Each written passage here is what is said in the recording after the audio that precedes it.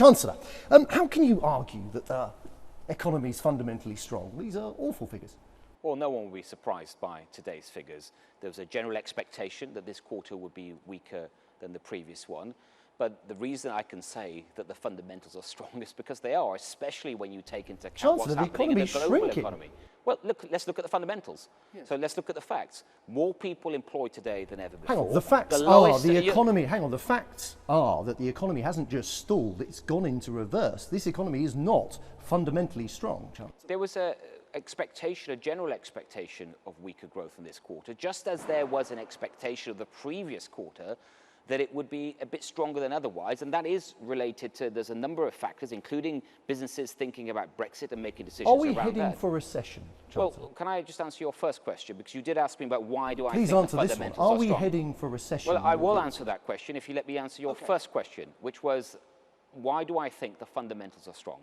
We have more people employed than at any time in our history. We have the lowest unemployment rate in 44 years. We have wages growing at their fastest rate in a decade. We have national debt falling as a proportion of GDP. And despite the global economy, what's happening, the IMF are forecasting that we will grow faster this year than Germany, than Italy, than Japan. And that's why I think our economy is strong and resilient. Now, are we heading for recession? Now, yes, you're asking me about is there possibly a recession? I do not expect a recession at all. It's not just what I think. There's not a single leading forecaster out there that expects a recession. The Bank of England, independent, does not expect a recession. Will there be a recession in the event of no deal, Chancellor? In the event of, well, first of all, I want to see a deal. The government's been very clear. We want to make sure we leave on October the 31st. And if we don't get a deal, we are planning to leave with a deal, but we've been very clear, we couldn't be clearer, that because we will be leaving on October 31st, if we can't reach a deal, we will leave with no deal. And if we leave with no deal, will there be a recession, Chancellor? Surely there will. Now, the economy I'm not going to forecast what may or may not happen in the economy later. There'll be plenty of forecasts around that. But what I am clear on is that we can prepare for a no deal. And that's why I allocated more funding, an extra £2 billion of funding just last week to do just that. Just before the referendum, you wrote that Vote Leave was a vote for a decade of stagnation and doubt. Is that what we should expect now, Chancellor? A lost decade? Look, the decision on the referendum, it was very clear. We've made that decision. And what's hurting business now is not actually delivering on that result because this uncertainty is That's not the question I asked. 3 years ago, you argued that leaving the UK would be a rather foolish act of economic self-harm. Now you're telling the British people that no deal is doable. Why have you changed your mind? Because since then, since the decision has been made, of course, there's been a lot more work done, especially over a 3-year period, to look at how best to exit the EU. And that includes work being done on no deal. And I am confident today, as I sit here, that we can get through no deal. But no deal will damage the economy, won't it? Well, of course, there will be sectors. No, I'm not saying that. That's your word. I'm saying there will be challenges for certain industries, certain sectors through the process of leaving if we left with no deal. Of course, there are industries already that we know. For example, are you saying? Sorry, no, we know this, Chancellor. But are you saying that no deal will not damage the economy?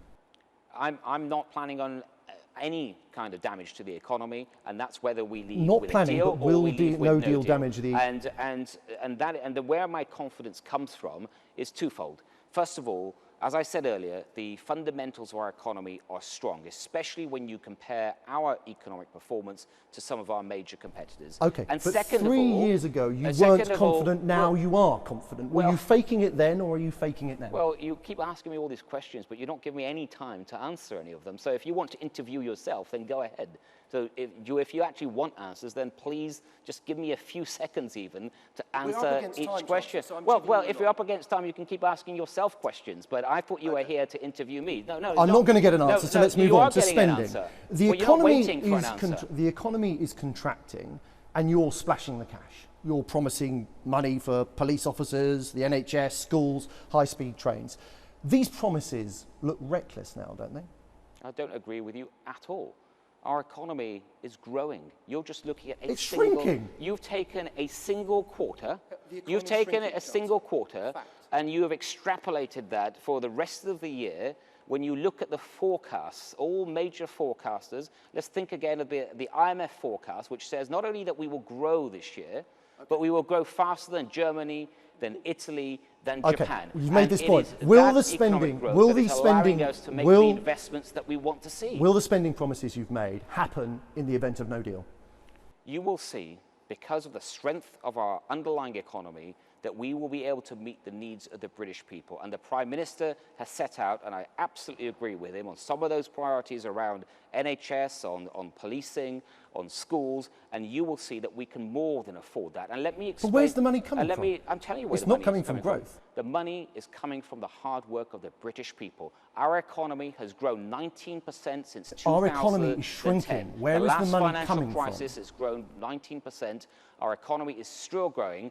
We've got more people in employment today than ever before, which shows you the fundamental strength of the economy, and that is what is paying for this investment, and it's great that we're in a position. So in the event of no deal, you let borrowing rip. Is that right? That's the plan. Those are your words. In the event of no deal, we will get through it perfectly well, and we will come out stronger and just as resilient.